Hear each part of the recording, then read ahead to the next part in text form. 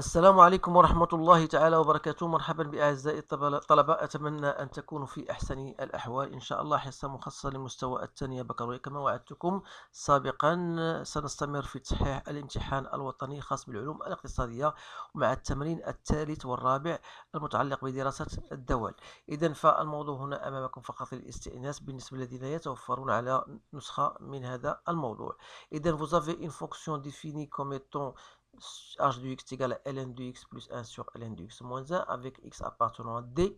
Alors, vous allez remarquer pour tout x appartenant à différent 1, vous avez h de x, vous pouvez l'écrire sous la forme 1 plus 1 sur ln de x sur 1 moins 1 sur ln de x pour montrer bien sûr que la limite de h de x en 0 plus égale à 1 et que la limite de h de x en plus l'infini égale à 1.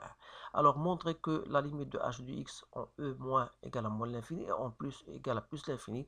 Vous allez déterminer la dérivée h' de x. Vous allez calculer h de 1 sur e et donner le signe de h' de x avec le restement du tableau de variation. Vous allez déterminer à l'aide du tableau les variations de l'ensemble des solutions de l'équation h de x est inférieur ou égal à 0, puis l'image de l'intervalle 0,1 par la fonction h. Alors voilà. Pour l'exercice 4, vous avez donc deux fonctions f de x et g de x. Donc, on vous demande de calculer g de 1, f de 1 et f de 3. Ci-dessous, donc vous avez les courbes des deux fonctions. On vous demande de montrer par intégration par particule l'intégrale de ln de x dx égale à 2 ln de moins 1 et le calcul de l'autre intégrale. Et vous allez déduire bien sûr l'air limité par, ou bien l'air assuré, comme vous le voyez devant vous. Donc, je passe directement à la correction parce que c'est un exercice très simple. Il suffit d'appliquer les relations de votre cours. Alors, pour la première question, vous avez la fonction h de x égale ln de x plus 1 sur ln de x moins 1 avec le domaine de définition, c'est 0, e union e plus l'infini.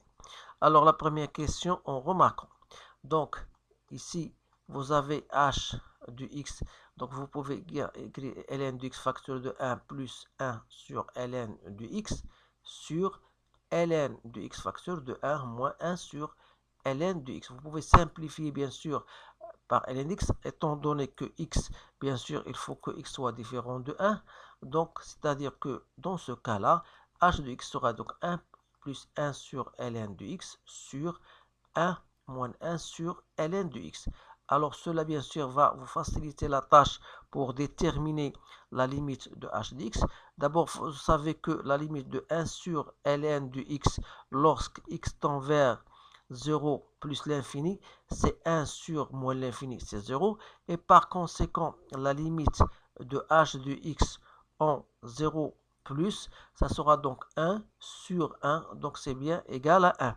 Donc ça, bien sûr, chose que vous ne savez, donc c'est un prolongement, on peut dire ça, on peut l'appeler prolongement par continuité, c'est-à-dire que 0 n'appartient pas au domaine D, mais vous avez la limite en 0 plus est égal à une limite bien déterminée. Alors ça, c'est entre parenthèses. Donc on va chercher maintenant la limite de h de x en plus l'infini. Toujours la limite de ln de x, c'est plus l'infini, donc 1 sur plus l'infini c'est 0, donc il reste 1 sur 1, donc égal à 1. Donc bien sûr, cette question ne va pas demander la traduction géométrique, donc on peut dire que y égale à 1 est une asymptote horizontale au voisinage de plus l'infini. Donc voilà بالنسبة لهذا السؤال. غادي نمشيو للسؤال الموالي الذي يتعلق بلا limite de h de x en e- et en e+. Donc la limite de h de x en e-, donc c'est la limite lorsque x tend vers e- de la fonction ln de x plus 1 sur ln de x moins 1. Vous savez que ln de x moins 1 elle est négative si ln de x est inférieur à 1, c'est-à-dire si x est inférieur à e. Alors, pour nous, x est inférieur à 1, ça veut dire que ln de x moins 1, lorsque x tend vers e-, ça tend vers 0 moins. Alors, cela va me permettre de dire que la limite de fh de x, ça sera ln de e, c'est 1 plus 1, c'est 2 sur 0 moins, donc c'est moins l'infini. Voilà. Et par conséquent, la limite de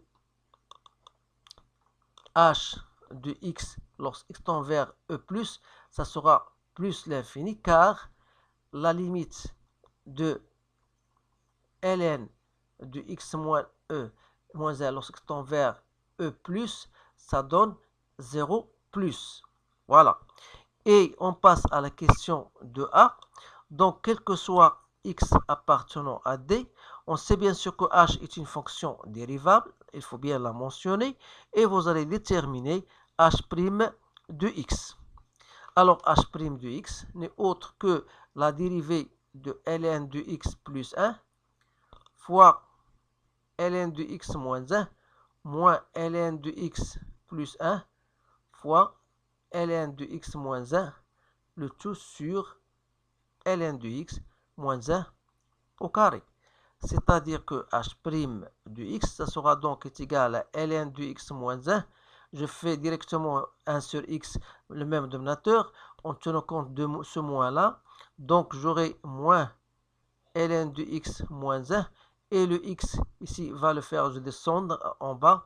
Donc, il reste ln de x moins 1 au carré. Donc, soit moins 2 sur ln de x moins 1 au carré. Donc, voilà pour cette question. Question de B. Calculer h de 1 sur e. Donc, c'est très facile de remarquer, c'était bien égal à 0. Alors, pour étudier le signe de h', donc, vous remarquez que h' de x est totalement négatif. Et pour dresser le tableau de variation, voilà. Donc, on a x, h' de x, voilà h de x. On travaille dans le domaine 0, e plus l'infini. Donc, ici, on a trouvé que la fonction est décroissante. Donc, voilà votre fonction. Donc, ici, on a trouvé 1. Ici, on a trouvé plus. Ici, on a trouvé moins. Ici, on a trouvé 1. Donc, on a dit qu'il existe 1 sur e, tel que h de 1 sur e était bien égal à 0. Ça veut dire que la fonction ici sera positive, ici sera négatif. Donc, ici, tout le temps, elle est positive. Donc, voilà, ça, c'est une remarque, il faut bien le savoir. Donc, comme vous dit, voilà, donner le signe de h' de x. Donc, on a bien répondu. Question 2c, si vous voulez. Donner l'ensemble des solutions de h de x est négatif. Donc, h de x est négatif. Il suffit que x appartient, d'après ce que nous avons mentionné là-dessus, x appartient à 1 sur e et e. Voilà. Et la dernière question, c'était l'image de 0e. Donc, entre 0 et e est une fonction croissante. Ça sera donc la limite lorsque x tend vers e moins de h de x. Ensuite, la limite de h de x lorsqu'il tend vers 0 plus. Donc, ça va me donner tout simplement d'après le tableau, c'est moins l'infini 1. Donc, voilà بالنسبة لهذا السؤال. Donc, غنمشيو دابا الآن التمرين الرابع. Donc, التمرين الرابع, donc voilà, on vous donne deux fonctions, à savoir f de x égale à x carré moins 4x plus 3. Et on vous donne g de x est égal à ln de x avec x appartenant à 0 plus. Donc, la première question, c'était de chercher g de 1 et f de 1 et f de 3. Donc, c'est tous égal à 0. Donc, je passe maintenant à la question 2. Donc, on vous demande, voilà, de montrer par intégration par partie. Donc, on va chercher l'intégrale de ln de x dx. Alors, pour ce faire, on va poser u égale à ln de x et v' égale à 1. Ça veut dire que u' égale à 1 sur x et vous allez v égale à x. Alors, donc, i est égal à u fois v entre 1 et 2 moins l'intégrale entre 1 et 2. Donc, c'est 2 ln de 2 moins 1. Aucun problème pour cette question. Question 2b. calculer l'intégrale entre 1 et 2 de x carré moins 4x plus 3 dx. C'est très facile. Donc c'est x3 sur 3 moins 4 fois x carré sur 2, donc ça donne moins 2x carré, plus 3x entre 1 et 2. Donc entre 1 et 2, ça donne donc 8 sur 3 moins 8 plus 6, moins 1 tiers plus 2, moins 3. Soit donc 7 tiers. Donc moins 8 plus 6, c'est moins 2 avec ce 2. Donc j'aurais simplifié. Donc il reste moins 1 tiers, moins, il me reste seulement moins 3. Donc, oui, c'est bien ça. Donc, moins 3. Donc, ça donne moins 2 tiers.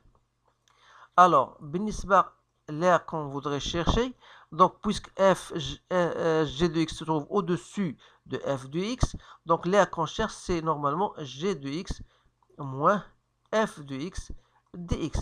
Donc, c'est l'intégrale de g de x dx entre 1 et 2 moins l'intégrale entre 1 et 2 de f de x dx, c'est-à-dire 2 ln de 2 moins 1 plus 2 tiers. Donc c'est 2 ln de 2 moins 1 tiers, sans oublier bien sûr multiplié par l'unité d'air. Donc voilà le sujet. Donc c'est un sujet très simple c'est-à-dire si vous voulez بالنسبة لي أعتقد بأنه تمرين سهل للغاية، يكفي أن تطبق فيه تلك الخاصيات والمبادئ التي لديك من خلال الدروس التي تمرنت عليها. إذن أتمنى لكم التوفيق، والسلام عليكم ورحمة الله تعالى وبركاته.